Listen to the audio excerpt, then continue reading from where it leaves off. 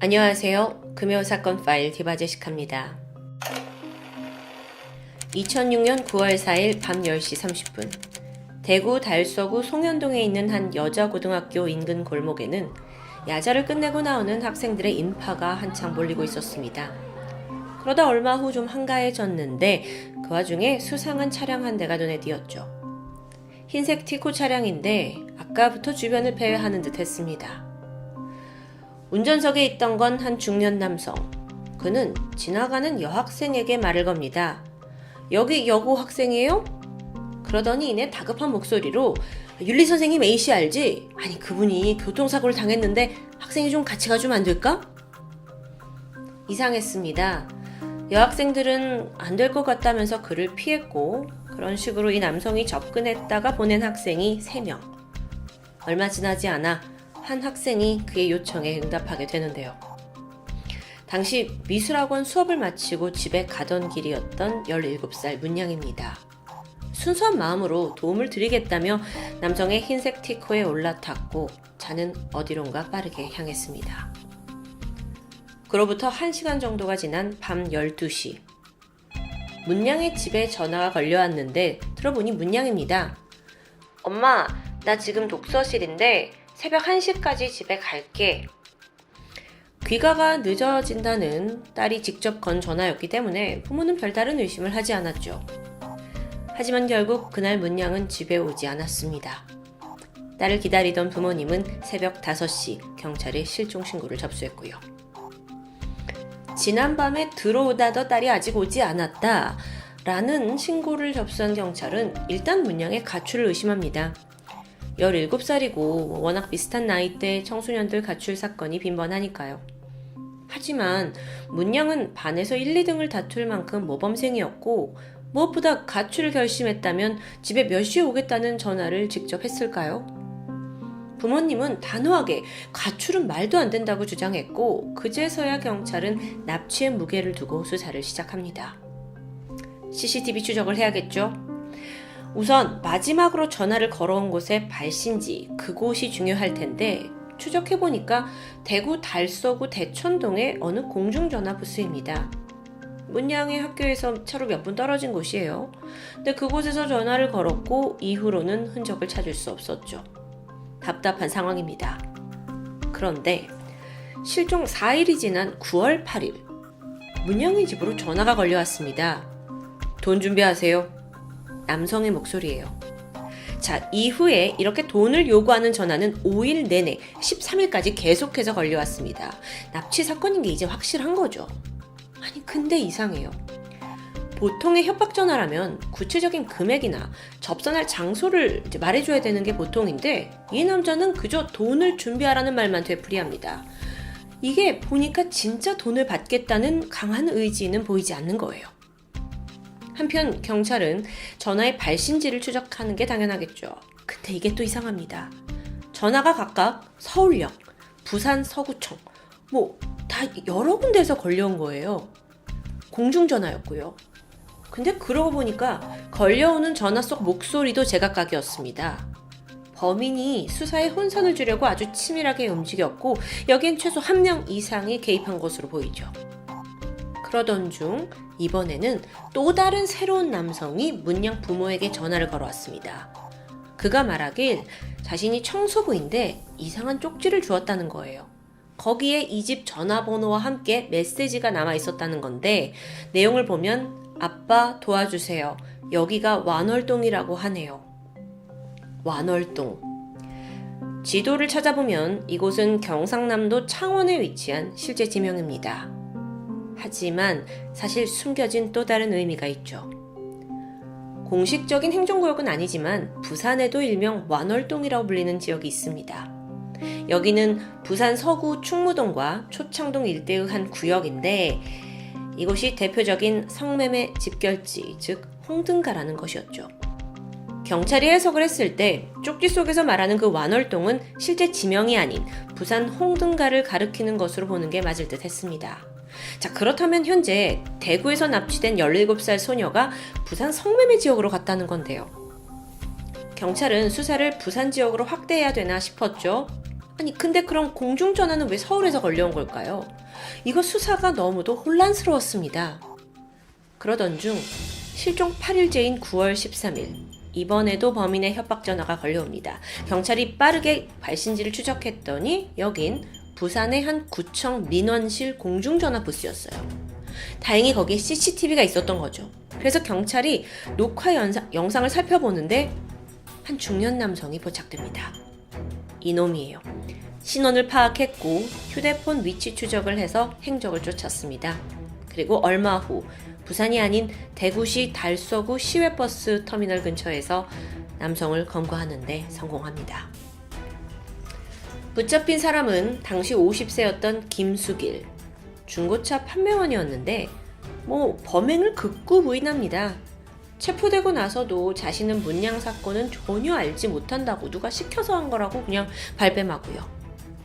근데 사실 여러분, 경찰은 이미 김수길이 범인이라고 거의 확신하고 있던 때예요. 합리적인 의심을 할 만한 부분들이 충분히 있었거든요. 끈질긴 추궁 끝에 결국 김수길은 범행 일체를 자백합니다. 그래서 문양이 어디 있냐? 라는 질문에는 경찰 모두가 깊은 탄식을 하고 말았죠. 그가 털어놓은 사건의 전말을 볼까요? 사건 당일 김수길은 동거녀와 싸움이 있었고 술을 마신 후 홧김에 집을 나온 상태였습니다. 그러던 중 갑자기 성욕이 들끓기 시작하는 거예요. 그래서 이걸 해소하고 싶다는 욕구에 사로잡힌 채 송현동 한 여자 고등학교 인근에 도착합니다. 그는 이 여학생들을 쉽게 유인하기 위한 방법을 모색해요. 그리고 학교 선생님 이름을 이용했던 거예요. 어떻게 했냐면 학부모인 척 학교에 전화를 걸어서 윤리 선생님의 이름을 알아냈고 자기가 마치 지인인 양 그 선생님 이름을 대면서 사고가 났으니 가달라, 함께 가달라 라는 말로 학생들을 유인합니다. 이때 다른 아이들은 피했지만 문양만큼은 돕고자 하는 마음에 김수길의 덫에 걸려들고 만 거죠. 아이를 차에 태운 후 김수길은 달서구 인근에 있는 옛 비상 활주로로 이동했습니다. 그곳은 당시 공단 개발을 핑계로 좀 방치가 되고 있던 곳이에요. 활주로 한켠에는 버려진 버스와 차들이 방치되어 있고요. 거의 폐쓰레기장을 방불케 하는 아주 스산한 장소였죠. 주변에 사람도 없고 범행을 위해선 최적의 장소였을 겁니다. 김수길이 그곳에서 성폭행을 시도하려고 문양을 데리고 가던 그 순간 한 가지 기억이 머릿속을 때렸습니다. 과거에 저질렀던 자신의 동일한 성폭행 범죄 사건이었죠. 그때로부터 5년 전인 2011년 11월에 김수근은 이날과 똑같이 학교 인근에서 여중생을 납치해 성폭행했습니다. 심지어 학교 선생님 이름 막 거론하면서 아이를 유인한 것도 동일해요. 이 범죄로 붙잡혀서 교도소에서 3년을 복역하고 출소를 했는데 앞서 경찰이 이 사람이 범인인 걸 거의 확신했다고 했죠. 그 이유가 바로 유사한 전과 때문입니다. 한편 사건 당시의 김수길은 이번에는 같은 실수를 반복하지 않겠다고 다짐했어요. 그 김수길이 생각한 실수란 게 뭐냐면 피해 학생을 살려보내는 것이었죠. 그날 범인은 문양을 데리고 가장 먼저 간 곳은 먼저 공중전화 부스였다고 합니다. 위협을 하면서 직접 집에 전화를 걸도록 지시했죠. 당시 문양은 그럼 제가 전화만 걸면 저 살려주시는 거죠? 하면서 울며 애원했다고 하는데요. 이후 그는 달성군 가창면 백년사 부근의 야산으로 아이를 끌고 갑니다. 그곳에서 범행을 저질렀고 이후 손으로 목을 졸라 문양을 살해합니다. 숨이 끊어진 걸 확인하자 시신 위에 나뭇가지를 대충 얹어서 은닉하고는 집으로 귀가했습니다. 아무 일 없다는 듯이요. 그런데 다음날 오전 9시 김수길은 다시 산으로 갔습니다. 그리고 시신의 음부를 훼손한 후 안매장했고요. 자, 이 부분에 대해서 김수길은 부패 속도를 빠르게 하기 위해서 시신을 훼손했다고 하지만 범죄 전문가들은 어디까지나 이게 범인의 증언이기 때문에 그의 말을 전적으로 믿을 수는 없다고 지적합니다.